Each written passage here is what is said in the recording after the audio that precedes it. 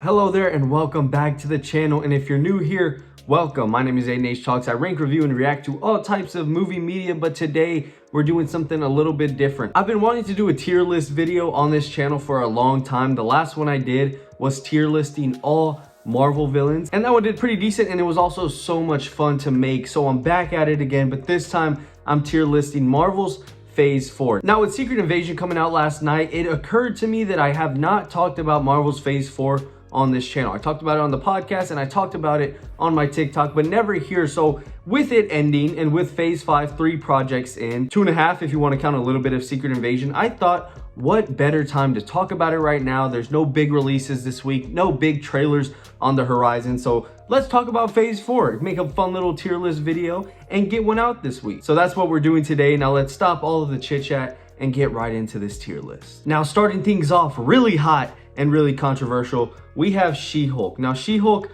I'm gonna go ahead and put at D. Now, just to preface this list, I'm gonna put them in order. So if I think that, let's say, Eternals is better than She-Hulk, but I still think it's a D, I'm gonna put Eternals ahead of She-Hulk. But we'll save that and you'll kind of see what I mean when we get to the rest of Phase 4. But for She-Hulk, now look, I didn't hate this. I did not hate She-Hulk. I didn't hate what it was doing. I was fully on board and invested up until like the 4 or 5 episode mark. We talked about every single episode as it came out on the podcast. And so in those episodes, in those recordings that we were doing, I was praising a lot of what the show was handling. I mean, all in all, it did what it set out to do. It introduced us to She-Hulk, this fun, charismatic character. It took a little rom-com comedy type aspect to it. It introduced us to Hulk and Hulk's son, Scar. It fleshed out Hulk and introduced us to Scar and set up all of that, which we're inevitably getting a Hulk movie, and we're exploring a lot of that now that they have the rights to make that. So that's cool. They set that up. They touch on that a bit, and you introduce us to Daredevil. We get to see Daredevil interacting with all these MCU characters. They did and checked off all the boxes that they wanted to do. Now, it just so happens that the ending kind of backtracked everything that we were leading up to up until that point. And that's the problem I have with this show. You can't set up all of these major characters and these major plot points, have this crazy mess of a finale, and then backtrack all of it. Like, I get the meta commentary they were going for, and I could appreciate that aspect of it, and I could appreciate Marvel basically telling us, hey, things are going to get better from here on out. And then boom, right after that, Echo is looking to go quality over quantity. And we got a whole bunch of news. And so I could appreciate the meta of it all. I could appreciate what it was trying to do. Just the way they went about it and the way they executed that didn't sit well with me. She-Hulk has to go at a D. I know there's a lot of people that agree with that. There might be some other people that don't, but that's just my opinion. So now on to another controversial ones. We have 3 really weird steps. We have 3 odd steps. I'm gonna go Eternals at a C. I'm gonna go Eternals at C. I have been really harsh on this movie, and I know Charlie, if Charlie's watching this, my co-host on the podcast, this man is gonna have so much to say, and I'm not ready for it. But honestly, the more I think about this movie, the more I can appreciate some aspects of it. I think the characters are so unique. Now, not so much Cersei, Sprite, and Ajak. I think those 3, and then maybe even Gilgamesh isn't fleshed out a lot. Those 3 really do bring the movie down a bit. And then Kingo, I wouldn't say he brought the movie down, but he is there for like comedic relief and like kind of the non-serious character. But man, Makkari, Athena, Druig, even Ikaris, even though I don't like what they did with this character, him too, like those are some really interesting characters that you can do so much cool things with. The problem that Eternals runs into is I think this would have worked so much better as a Disney Plus show, right? You have your 6 episodes, 9 episodes, whatever it is. You spend the first half building those characters up, showing their past. You show the conflict and why they're split up today. You show why they get back together, and then boom, you have Ikaris' heel turn right at the end. He's the main villain, and that would be a perfect Disney Plus show. Now, it does still fall into the formula of, hey, it was Ikaris all along. He was the main villain in the last episode. But you could even go about that a different way. What I'm trying to say is I feel like they tried to fit all of that in a little 2-hour, 2.5-hour runtime and make it work as a movie. And it ultimately didn't. Now, if you give these characters time, if you flesh them out a bit, it works immensely. It works so well, and I know it would. It just sucks that this first movie took us on that entire span of where they started, where they're at now, and how they get to the end of the movie. You take us through that entire span in that little time, and it just doesn't work. You don't have a main villain up until Ikaris. It turns out that he's the one. You know, I don't count the Deviants as a villain. I wasn't able to fully invest in them. But Ikaris, I think that's a cool concept you're playing around with. It just sucks the way they went about it. So Eternals is a C. Again, if it lived up to its potential, if it was a Disney Plus show, I have no doubt in my mind that it would be somewhere up there in B or A. And now, you know, with your sequels, and now that you have these characters established, you can take them into really interesting places in the MCU. Even a second Eternals movie, I think, would work so well. So it's not that I hate the Eternals. I hate the way that we went about this movie. I have to go Eternals at C. And now that brings up something else I really didn't like but love the concept of, and that's What If. I have to go What If at D, under She-Hulk. And it's not that What If is a bad concept at all. It's just the concepts that you used. Why are we introducing a multiversal Peggy Carter that you're talking about spinning off in a live action show when we have our Captain America already established? We have our Captain America in Sam Wilson. Don't take away his spotlight. We don't need a what if of if Peggy Carter became Captain America. We don't need a what if T'Challa became Star-Lord. We don't need a whole what if episode on Party Thor. We really don't. And I get we don't have that much time with the characters. They're quick 30-minute animated episodes, and then it leads up to one big story at the end. Supreme Ultron, I think he could be a multiversal level threat. He could be one of the biggest bads in the MCU. It's just the way you go about having all of these episodes that technically don't tie into each other, tying them into each other at the very end, but also just not having good concepts in them. There wasn't that much stuff in here to grasp me. There was very few episodes that I was fully intrigued in the concept of. And again, it's like the Eternals thing. With the sequel and with more interesting concepts, I think you can make a What If Season 2 immensely better. It just sucks that we got what we got as a starter. But where we take it from there, who knows? It could be great. That's what I'm saying. Like, I don't have an F tier in here because I truly don't think any of these projects are F tier. It's just what we got didn't really live up to what our expectations were. It didn't break through that threshold. It didn't reach its potential when there were ways that it could have, in my opinion. Now, who am I to sit here and talk about you could have capitalized on it this way? I'm just a fan watching from my couch. But with the second seasons, with the sequel movies, I feel like you can do a lot more with these characters and with these projects. So What If at D, under She-Hulk. Now, I'll try not to ramble a bit to just try and keep this a shorter video, but we have Hawkeye, and I'm automatically going at B. I didn't hate Hawkeye. It was a ton of fun. It was a nice little comforting family show that everybody could digest. It came out around the same time as No Way Home, so we have that Christmassy feel, that winter feel. I thought this show was really, really good. The only problems I have with it is the direction that they took some of the humor and then some of the tones. Some episodes were really deep with Clint Barton's hearing and his traumatic past and everything he did as Ronin during the events of the blip. I think a lot of that worked so well. It's just the moments with Kate Bishop and some of the humor they took. I get that she's a kid. Spider-Man's a kid also, and I don't really feel like we have those moments with him. Again, two different characters, and I know we're accustomed to the Spider-Man humor, but regardless, my point still stands. You can't have those huge tonal shifts between your episodes. I just think it didn't work. And then everything with Kingpin and the Marvel formula for these Disney Plus shows, you're gonna hear me bring that up a lot because I truly think that a lot of these fall into that category, and Hawkeye is no different. You have at the very end, I think it was the penultimate episode, the post-credit scene, where we finally find out that it's Kingpin, even though we kind of knew the whole time.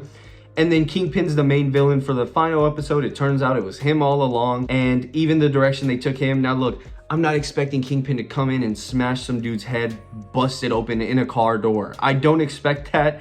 I don't expect the Daredevil Kingpin that we got on the Netflix show. But there was a lot of stuff that is just like, all right, come on. This man is getting blown back and stunned by Kate Bishop and her mom. Like, is that the best way to establish a really, really well set up villain that we've seen multiple iterations of. We've seen Into the Spider-Verse, we've seen Daredevil, we've seen the Spider-Man game where we have great adaptations of Kingpin. And then we have this where it's like, oh, you know, it just didn't really work for me. So Hawkeye, B tier. It's not terrible. It's definitely not the best. I still think it's a really, really fun, comforting Disney Plus show. And with that, we have Black Widow. Now, I don't know how much of a hot take this is. Again, if Charlie's watching this, we've been back and forth on this multiple times. And with the rewatch of Eternals, again, I might even change my opinion on this. Right now, though, currently, I think Black Widow is above Eternals, and I think it's a C tier movie. Everything with the spy thriller aspect, everything with the family aspect that they set up in here, Black Widow losing her family, even though it was technically never her family, her and Yelena coming to that realization and being so heartbroken about it. I think there's a lot of stuff in here that I truly, truly loved. I think it was a great movie. It was a wrong time 100%. Had you dropped this back then during Civil War or during its time period, I think it would have worked great. However, the fact that it came out when it did, I couldn't really connect or care about these characters a lot, which really made the story drag a bit at points. It really made me feel like there was no stakes at all, even though they established that there truly are stakes in this movie. It was never able to fully grasp me. It was never able to fully hook me and have me invested in the movie. So Black Widow, I really can't put higher than a C. I can put it higher than Eternals and What If and She-Hulk, because I think there are elements of this that do make a really good movie. There's just a lot of stuff in there that I would definitely tweak. And also the timing that they used to drop this movie just never really worked. So Black Widow is a C tier movie. Now Shang-Chi, our first entry into the A tier. I mean, Shang-Chi is as near perfect to a movie as you can get. Now I say that, but I'm exaggerating a bit because there are stuff in here that I really didn't like. But the good definitely outweighs the bad in this case. I loved everything about setting up Shang-Chi as a hero. You're taking him as this everyday dude that does valet, and then you realize that his family has deeper origins about them. They have access to these dimensions, to this mystical, magical powers that they all use. And then we find out his dad is the Mandarin that isn't using them for the best reasons possible. And so you take this character of Shang-Chi and you automatically throw him into this plot. Hey, you need to stop your dad. You need to get on top of this, and you need to save this dimension because things are going to get messed up if you don't. I thought it was wonderful. The problems I had came with the third act up until that point. And maybe this was just the atmosphere. I got to see this movie a month early, a nice little special fan screening that came out literally the day of my birthday. So that August 17th, they literally came out and said, hey, we're dropping early screenings tomorrow. This is last minute. And then the next day, my birthday, I got to go watch this. So I got to go watch this a month early. I was happy. My girlfriend was visiting me. It was so much fun. And so we both got to go and watch this. Atmosphere full of just diehard Marvel fans that obviously came as soon as they heard that a fan screening was coming out. And so that could factor a lot in. But once you get to that third act,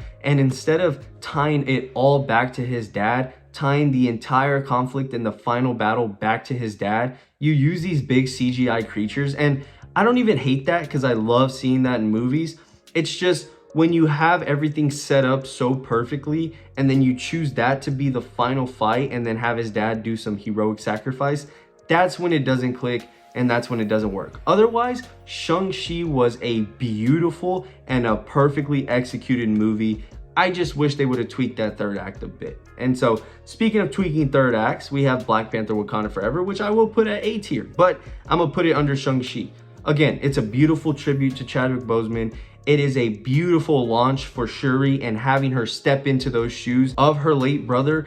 And then also just taking her through this grief-ridden story. I mean, a lot of Phase 4, and we'll see this as we get to the later projects, a lot of Phase 4 is therapy for these characters. And I feel like Wakanda Forever is no different. I mean, you have Shuri go through the death of her brother, the death of her mother, and you still have to be the king of Wakanda. You still have to rise and fill those shoes and put all of that aside so you can take out Namor and all of the Atlanteans so you could save your home world. Now, I love how they did Namor in this. Again, top 5 MCU villain in my opinion. I also love how they start the movie off by taking Namor and saying, hey, it's not us against each other. It's us against these humans that are trying to take our resources, that are trying to experiment on us. We need to fight back, and we need to fight back big time. And then kind of having the Wakandans be like, yo, that's not the best way to go about this. And so setting up the premise of the movie like that, and then eventually leading to an all-out war between them, showing and showcasing Namor as a villain. Again, I'm not going to touch on Tenoch Huerta at this moment. I don't want to get into all of that. It's a touchy subject. However, setting him up as a threatening villain that way, setting him up as just this big bad of the sea, I think it was wonderful. And a lot of the stuff that they did in here, a lot of the elements they played with, I think Black Panther Wakanda works very well as a movie and very well as a sequel, all things considered. I mean, you're dealing with the sudden passing of the Black Panther, and now you have to make a whole movie about it that still makes sense. And so all in all, I think they did a fantastic job. I think Ryan Coogler was in his bag with this one. That is 2 really good movies he has made. Only problems is like the third act. I don't think we need that big action sequence. I don't think we need that big fight in the middle of the sea. And a lot of the CGI is rough. Like, that doesn't really account into how I feel about the movie, but there are points where it kind of takes you out a bit. And so the third act, there are some things I would change. The movie starts to drag a bit. But other than that, I think Ryan Coogler made a fantastic movie. Given everything that was on his plate for making this sequel to one of the highest grossing movies of all time and one of the highest rated Marvel movies of all time, all things considered, I think Coogler did a fantastic job with this. Now, we have Doctor Strange Multiverse of Madness, and I'm gonna put it at a high B tier. Again, I don't think this is a bad movie. There are some things I would change. I wish they would have done a little bit more madness. You have madness in the title, go all out with your multiverse. I don't like how we just touch on every universe for a little bit and then we get to live in one for a bit. We see Wanda wreck it and then we're back out. There's just stuff like that. It's like, I want to just go all out. I want the MCU to go crazy with the multiverse, especially getting projects like Into and Across the Spider-Verse, getting stuff like Everything Everywhere All at Once, seeing everyone handle the multiverse better than the MCU. I wish we had a little bit more of that, but Wanda being this amazing villain, seeing how we have this Civil War teenager that was like kind of scared to fight and kind of scared to get into the action and causing a lot of disruption around her, and then taking her through the events of WandaVision and ultimately leading to this, her being corrupted by the Darkhold, being this multiversal threat, just shifting through all these universes, kicking ass, taking names, killing the entire Illuminati. I think that is still one of the craziest sequences in all of Phase 4, maybe all of the MCU. They really did an amazing job with making her a huge threat in this movie. Also introducing America Chavez and having that dynamic with her and Doctor Strange, kind of filling that role of Spider-Man and Tony Stark. I like that a lot. Having her be this interdimensional like being that can shift through the multiverse. Thought that was very cool. Everything with Doctor Strange and his other variants. They did a lot of really fun stuff in here. I just wish they would have capitalized on that madness. This is one of your first ascensions into the multiverse.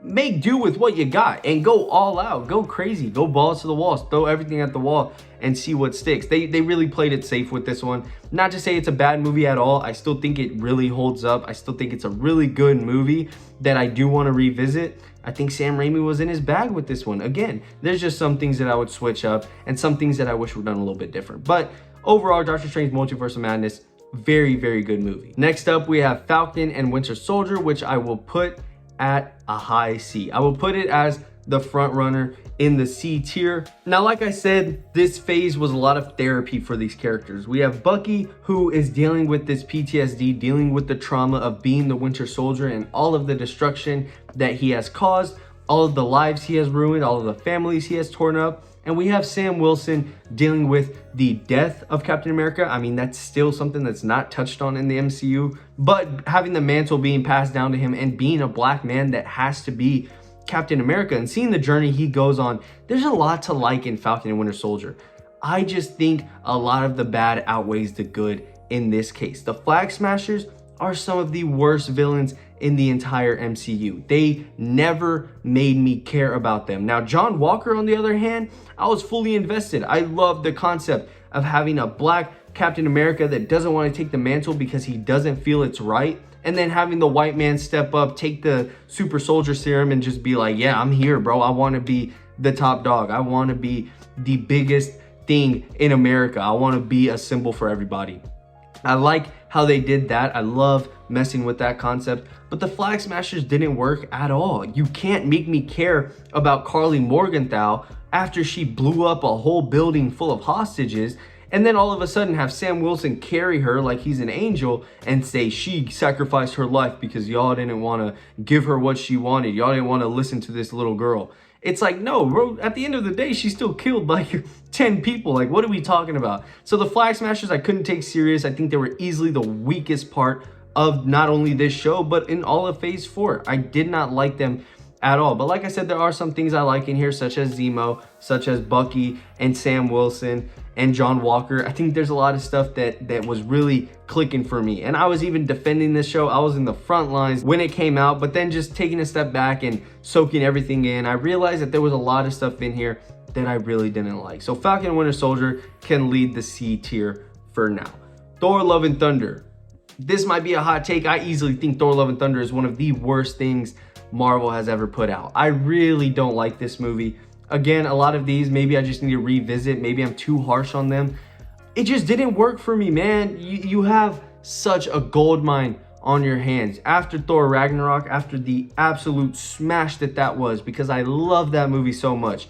You take Thor into this really colorful, goofy type of story. You don't have any emotional moments. Jane Foster dying and everything about Thor taking care of her, it did not hit for me one bit. And it's crazy that you absolutely did a perfect alley-oop to yourself and you couldn't finish the dunk. You went right off the backboard, you grabbed it, one-handed windmill, and it bounced right off the rim. That is Thor: Love and Thunder. That is the transition from Ragnarok to Thor: Love and Thunder. And even this movie highlights a lot of stuff that Thor Ragnarok didn't do that well. I mean, I think back to Thor, Korg, and everybody from Asgard, seeing Asgard blow up right in front of their faces and then making a joke right after. And that's exactly what Thor: Love and Thunder is. It's just jokes after jokes after jokes. There's not enough time for those emotional moments to breathe. Taika Waititi does not let those emotional moments shine through when they really need to, and Thor: Love and Thunder suffers from it. You just had all that potential there. You had such a gold mine on your hands, and even Chris Hemsworth has come out and said that he doesn't like the direction they're taking Thor, and that he hopes if they do another one, that they do something different. And I completely agree. I completely agree. I think we need that Infinity War Thor back. We need that hardened Thor that has been through so much, because he has been through so much in all of the MCU. And now that he has a daughter, I feel like we can get that back. We can get that hardened soldier that just wants to protect his daughter and just wants to go on these adventures with her. I think Thor 5 is promising. They have a lot of fun stuff that they can do with it, but Thor: Love and Thunder absolutely suffered because of what Taika wanted to do with this character. So I think Taika's getting way too in over his head, and these movies are suffering from it. So Thor: Love and Thunder can go absolutely last at D tier. Now we have Moon Knight, which again, Charlie, if you're still watching, I know you do not agree with this one, but I loved Moon Knight. I will admit that it does feel like the Marvel Disney Plus show formula and everything that I felt about Shang-Chi all wrapped up in one. You have such an amazing origin story. I loved everything about Stephen Grant, dealing with his personalities, dealing with Mark Spector and Jake Lockley, just absolutely tormenting him all the time. I love the way you fleshed that out. I love these emotional moments with his abusive backstory. Those were some of the hardest hitting moments in all of Phase 4. All of that just works so well. But once we get to that last episode and we get a big CGI fight, and all of the fight scenes of Moon Knight whooping people's asses and him going completely berserk being cut out because it's like a transition from him to Jake Lockley and all we see is him blacking out, I don't really like that. You can't have your final fight be what you've been doing all season. You have to have some surprise element in there. And then having these big two CGI creatures fighting and not Arthur Harrow and Mark Spector throwing hands, I think a lot of that just doesn't work. So it's the Disney Plus formula, having that last episode be just like a random villain thrown in or like some random conflict thrown in. But also the problems I had with Shang-Chi, to where we don't have those close emotional stories in the final fight. We have big CGI fights and big CGI monsters. So a lot of that didn't work for me, but overall, I think Moon Knight had a ton of good to outweigh the bad, 100%. Moon Knight can go solid A tier for me. And joining it, maybe, I'll give Werewolf by Night. I think this was a lot of fun, especially for the time of year it dropped. Werewolf by Night was a ton of fun. Not much to say about it. Again, not a lot of characters in here that we know. We're getting introduced to a lot of new people, and we only have 50 minutes to do so. So it's not like I'm gonna sit in here and be like criticizing this and breaking it all down. Not like these other movies or Disney Plus shows, because we only have 15 minutes for it. We're not meant to set up and deeply dive into a lot of characters. So I'm just taking it as what it is, which is a damn good special presentation, a damn good deep dive into these special presentations. So I can expect a lot more of that wonderful stuff that they did in this one. Now we have Miss Marvel, and I'm fine putting Miss Marvel at the bottom of C tier. I don't think this is D tier. Actually, now that I'm thinking about it, I think I do think it's D tier. Now, I was fully invested in Miss Marvel. Up until episode 3, I mean, I was having a blast.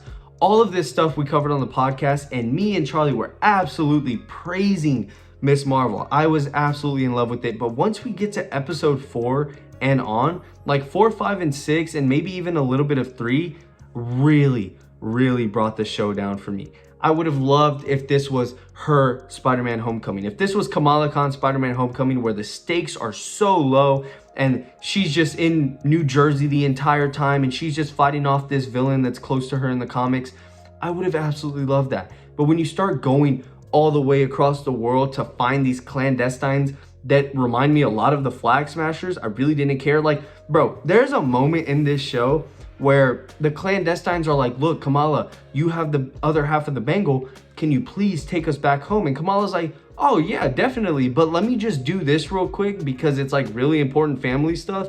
And when I get back, I got you. And the clandestines were like, oh, you're gonna go hang out with your family? All right, nah, you need to die. You need to die. Like, what are we doing? Where did the communication? I don't know. Miss Marvel fumbled hard in that back half of the season. And we even have this whole episode that is just devoted to her going back in time for a bit, which I guess was kind of fun to mess around with. But overall, if I'm already checked out because of your villain, if I'm already not intrigued and you don't have my attention, it's going to be really hard to get it back to where it was. And even if you do, I'm not going to forget about how I felt episode 3, 4, and 5. And so Miss Marvel, it was really good. It was going really strong, but overall that back half of the season drags it down a whole lot. And what do you know? We have our first entrance into the S tier, and that is Spider-Man No Way Home. I can't ramble about this one too much because I'm just gonna get into a whole spiel about this movie. Overall, I love the multiversal stuff. I love the nostalgia. I'll never ever forget my experience watching this movie, crying my eyes out, laughing, screaming and being so shocked seeing all of the Spider-Man together and just living in those emotional moments and living in that nostalgia for a bit. It was so much fun. Are there problems to this movie? Yes, of course. I hate everything with Ned and how he brings all the Spider-Man in out of nowhere because somehow, some way, Palpatine returned. I don't like everything that they did with Ned in here. However, I will say I was never big fans of Zendaya as MJ and Ned, and so having this movie finally make me like them and be invested into their characters, I thought was great. Now, I say I don't like Ned. I love Ned and his comedic timing and all of the humor he brings, but MJ and Zendaya's MJ never hit for me, so I really don't want to see any of them back. I want a new chapter for Spider-Man 4, but again, off topic. Everything with No Way Home, how can you not absolutely adore the nostalgia fest and your experience watching this in theaters it was absolutely amazing. Are there problems with it? Of course there are, but S tier is where it belongs, and that's where it will stay. And so will Loki. Loki season 1. Now look, I know a lot of people didn't like those first couple episodes, and I understand, I fully get it, but having this be our first multiversal, like full jump into the timeline, the sacred timeline, the timekeepers, Jonathan Majors as He Who Remains, again, not touching on any of the other stuff, but having that be like the crux of Loki and having this be the third show that we got this year, maybe the fourth of that year, And going all out like this, it was awesome. It's like, this is what we wanted. You introduced us to variants. You introduced us to the possibility of the multiverse shattering. And then you make the multiverse shatter in the final episode. They don't save the day. They don't get all together and boom, the heroes win. Sylvie messed up big time, bro. And she just created a whole bunch of timelines. She has completely shattered the sacred timeline. And now we're going to see the consequences of it. Loki season 1 is so good. It's a timeless classic. I love going back and just watching certain moments from this show because it's that great. All of the variants, all of the crocodile Lokis and the kid Loki and the president Loki, it was all just so much fun. There's so much moments in here to love. There's so much jaw-dropping moments in here, cliffhangers, speculating for the next week of what was gonna happen, who was gonna show up. Loki set the bar and they set the standard for how these multiversal shows and movies were meant to be done. If not for Loki, we would not have gotten Spider-Man No Way Home. We wouldn't know who variants are. We wouldn't know anything about this multiverse. We probably wouldn't even have the multiverse without Loki and the events of Loki. So I think this is a damn good show. S tier is where it belongs and S tier is where it's staying. Now we have WandaVision, and you know what? Should I get controversial? I feel like this video wouldn't be that crazy if I didn't get controversial. So I'm getting controversial. WandaVision at the top of B tier over Hawkeye, over Multiverse of Madness, over Falcon Winter Soldier. Come at me in the comments if you want. But you are lying to me and you are lying to yourself if you say that you were not fully invested, speculating every week up until that last episode. Finale, bro, I completely agree. I completely agree the finale was bad. It had the last second villain in there. It was Agatha all along. You have your big CGI fight. Trust me, I completely understand. But all of this setup, everything from episode 1 to episode 8, you would be lying if you said you weren't sitting there speculating every week. And if you weren't brought to tears by that 8th episode, what is grief if not love persevering, taking Wanda through this walk of her life, having this be therapy for her, having her be so distraught by all her kids and everything that she did in Westview, having to trap herself in this bubble, and then going through those events in episode 8, coming out of it being like, you know what, maybe I am doing the wrong thing, closing down the Hex. Now I get it, I fully understand that after this she gets the Darkhold and becomes the villain Wanda that we see in Doctor Strange. I understand, but for that split second, her going through that journey and realizing that she needs to do the right thing, having that hero moment, I thought was beautiful. Having her reconnect with her kids and understand that she has to let them all go. Overall, for those first 8 episodes, I think WandaVision was doing something so unique. Coming out of the pandemic, having this be our first Marvel project since Spider-Man Far From Home. Now that we have a multiverse type of questioning, now we have the X-Men possibly coming in and what we're gonna do with that. And having it start off with everything in the TV show aspect, all of the black and white, transitioning as the episodes go on, having that 4th episode have those glitches and have those little timestamp mess ups, and then having the 5th episode, the standoff between Wanda and Vision, and then all of it to lead up to Quicksilver, Evan Peters Quicksilver coming back. Bro, WandaVision was such a special time. It was so much fun to speculate and wonder what was gonna happen the next week. I understand the finale was not that great, but WandaVision holds such a special place in my heart, and I'm tired of seeing all the slander, so I'm getting controversial, and I'm putting WandaVision at the top of B tier. And with that, we conclude the tier list. Now, here is the final tier list. We will break it down. We have 2, 4, 3, 3, and 4. So overall, it was a pretty balanced phase. We had our duds, but we also had our insanely high moments. I think it was a success. Marvel's not dead.